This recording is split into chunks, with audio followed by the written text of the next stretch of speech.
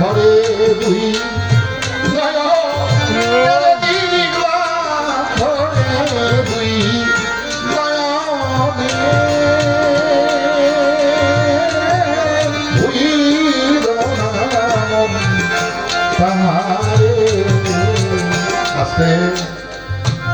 ওই রূপ ওই রাম ভুল করিলে যাবিলে মারা পড়বিলে বিষম ফেলে ভুইদ নামন তাহারে নির্বাণ ধরে দুই নয়ন।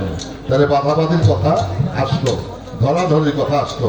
ধরাধরি না হইতে সে শিষ্য হইতে পারে না, আর শিষ্য যদি গুরুকে স্বীকার না করে সে গুরু হইতে পারে না। এবার গুরু ধরলে কি হয়, না ধরলে বা কি হয়, তারপরে যাবো গানের ব্যাখ্যা। গান ধরবো।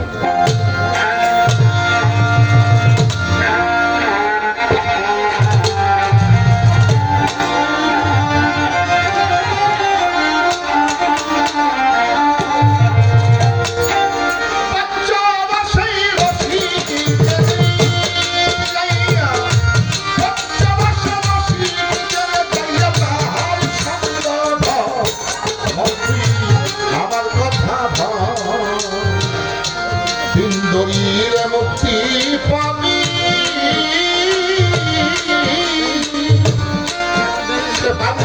দেহ জমিটা তোর কাছে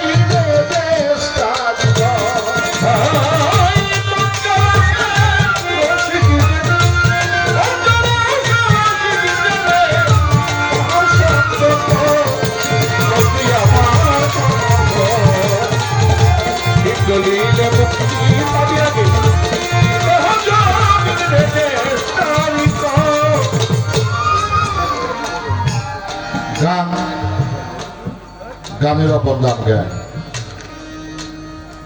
যার জ্ঞান না আছে সে যেন গান না গায়, যার জ্ঞান না আছে সে যেন গান না শোনে।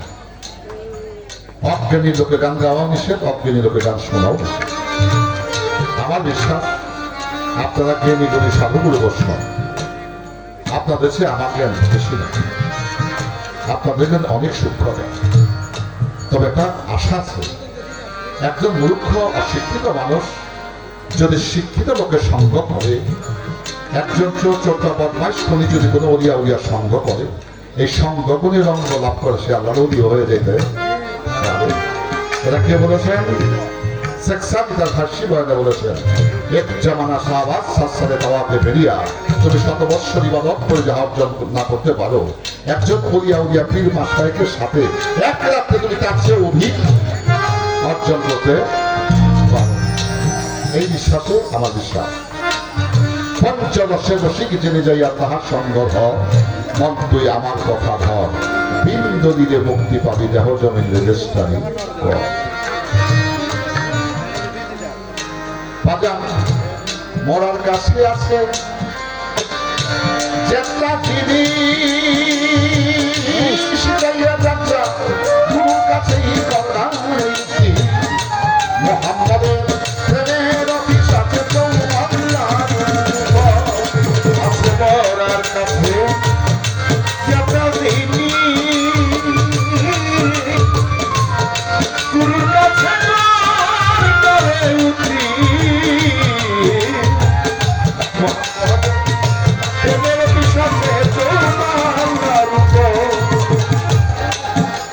মরার কাছে যেটা জিনিস,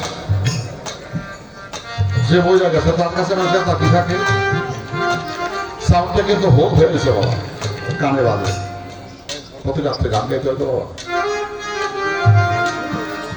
বাজা মরার কাছে যেটা জিনিসটা কি, যে মরা তো মরয় এর কাছে যেটা কি বাজা, মানব দেহের মধ্যে স্বরলিপি রয়েছে, কামক্রোধ লোভ মোহ বাৎসর্য, এই ছয়টা রিপুকে যে মারতে পারছে তার আর মরণের ভয়ে সে ময়ূর অমর হতে পারে। এটা মারতে হবে কোন কৌশলে, এটা মারতে হবে গুরু বন্ধন। তাই সাধক তার গানে বলেন, আসলে বাজা মরার কাছে যাত্রা জিনিস যাইয়া যাত্রা গুরুর কাছেই মোহাম্মদের প্রেমের অফিস আছে চৌমাল্লা